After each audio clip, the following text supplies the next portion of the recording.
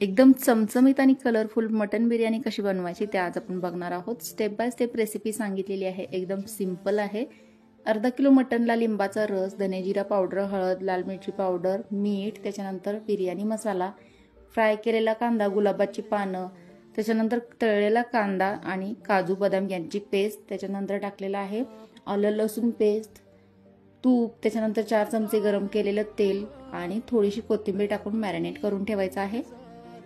आता आपण बिर्याणीसाठी लागणारा राईस तयार करूया। एका भांड्यामध्ये तूप टाकले, आवडीनुसार खडे मसाले टाकलेत, गरम पाणी टाकायचं आहे, लिंबाचा रस टाकायचे आणि त्याच्यानंतर मीठ टाकायचे आणि वॉश करून 20 मिनिटांसाठी मी तांदूळ ठेवले होते। बिर्याणी राईस आहे हा, तर ते टाकायचे आहेत पाण्याला उकळी आल्यानंतर आणि जवळजवळ 80 ते 90% आपल्याला तांदूळ शिजवून घ्यायचा आहे आणि याला गाळून साईडला ठेवून द्यायचं आहे। आता एका भांड्यामध्ये मॅरिनेट केलेलं मटण घ्यायचं आहे आणि तेल सुटेपर्यंत परतून थोडं थोडं पाणी टाकून मटण पूर्णपणे शिजवून घ्यायचं आहे अशा प्रकारे। आता तयार केलेला राईस टाकायचा आहे याच्यावरती, तुम्ही लेअर पण करू शकता, मी डायरेक्टली टाकलेला आहे।